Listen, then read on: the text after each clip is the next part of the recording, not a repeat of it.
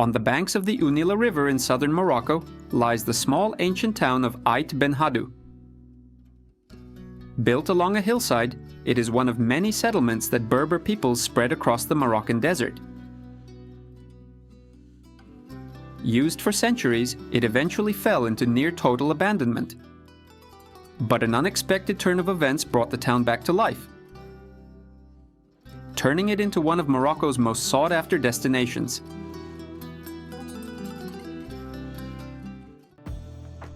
Known as a ksar, meaning fortified village, Aït Benhaddou was located along a caravan route that connected Marrakesh, an important regional city, to the Sahara Desert, transporting gold, salt, and spices.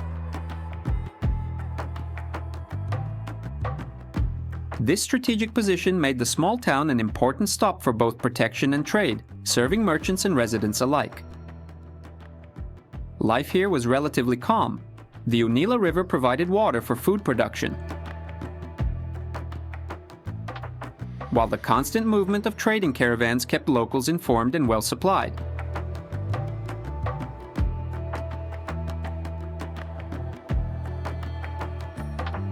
The urban layout followed a common pattern seen in commercially important settlements. A wall surrounded the houses, watchtowers, and key areas, providing protection, while sentinels constantly monitored the surroundings.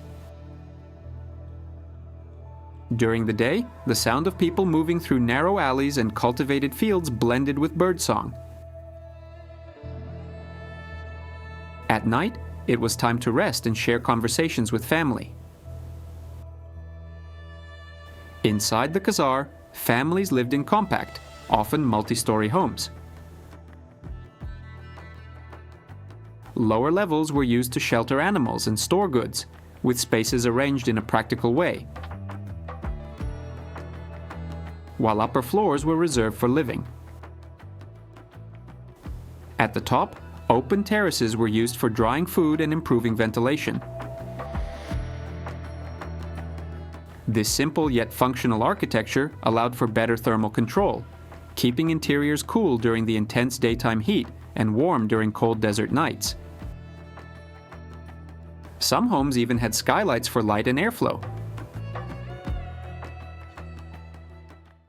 By now, you may have noticed that everything here seems to be made of mud. Construction followed a consistent method. Single-story homes had stone foundations and partial structures, with the rest built from adobe bricks, a mixture of mud, straw, and water. Some were made entirely of this material. Palm wood was used for beams, and woven reeds supported the mud slabs that formed the roofs.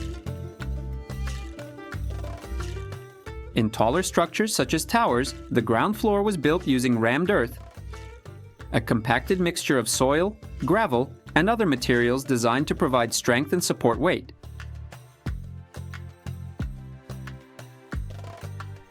Above that, lighter adobe bricks were used.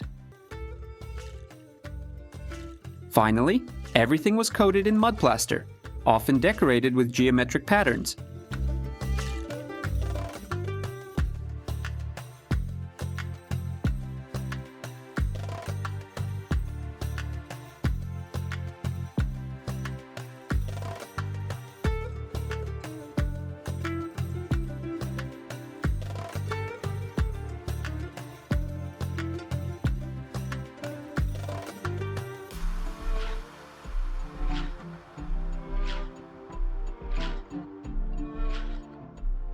Since earth was the only available material in the region, the walls naturally blended with the desert landscape. As expected, maintaining an entire town made of earth during rainy periods was a challenge. Due to natural wear, residents constantly had to repair buildings. And when maintenance was neglected, deterioration was inevitable.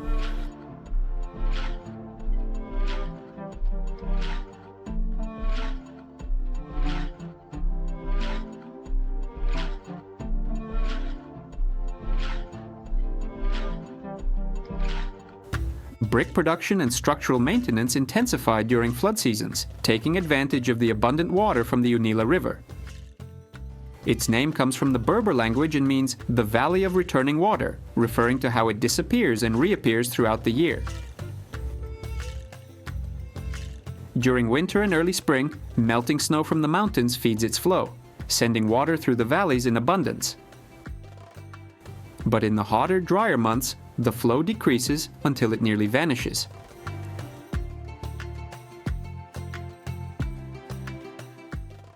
So where did people get food during dry periods?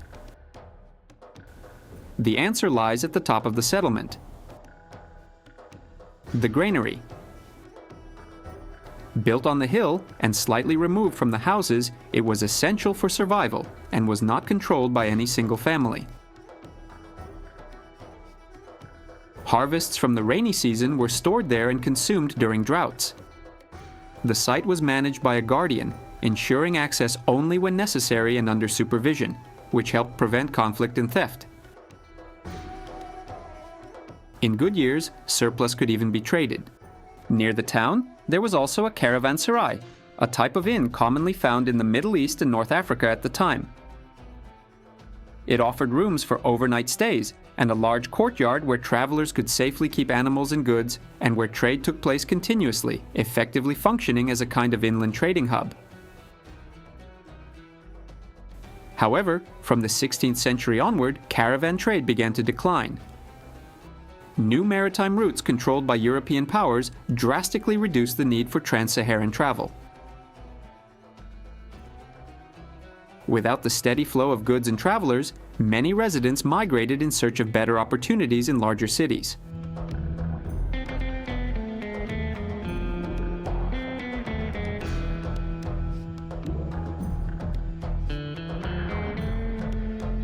In the 20th century, the town's decline deepened. Natural erosion from seasonal rains and wind gradually deteriorated the earthen structures, and most of the population moved to a more modern town built across the river.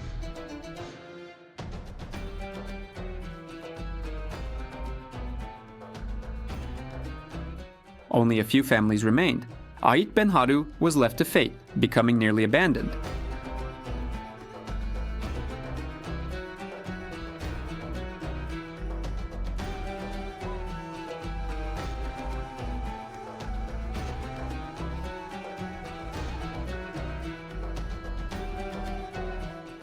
However, in the early 1960s, everything changed almost overnight.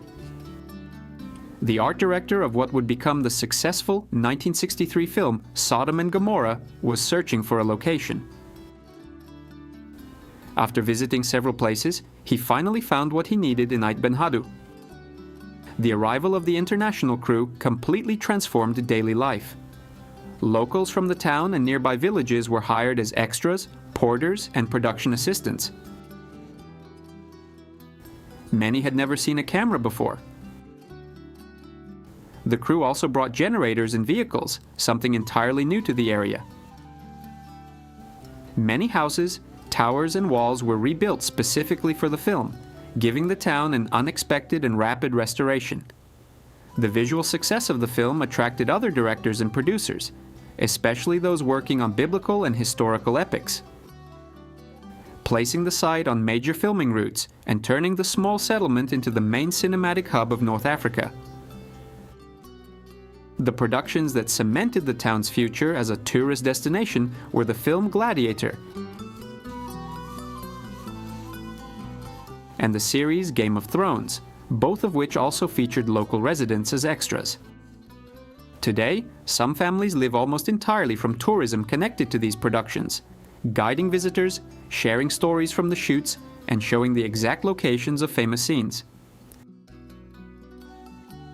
Additionally, the site was designated a UNESCO World Heritage Site, bringing even greater visibility to the town.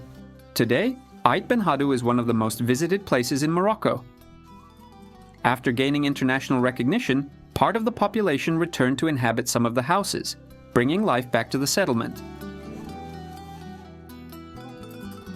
Tourism became the main source of income.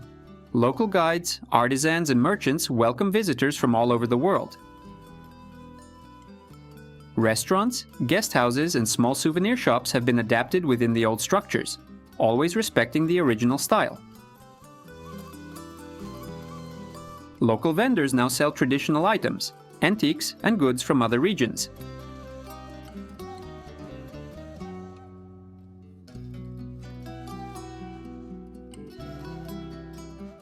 The site is now well prepared to receive visitors, with some services still preserving an authentic touch of the past.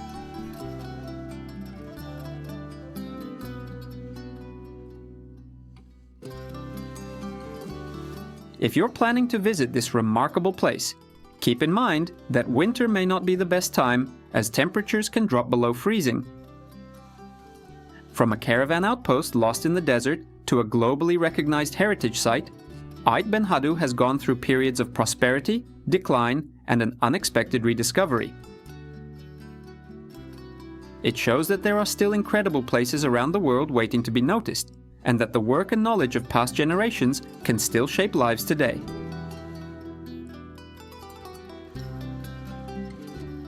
If you enjoyed this video, leave a like, subscribe to the channel, and share it with someone who appreciates a great story. A warm thank you, and see you next time.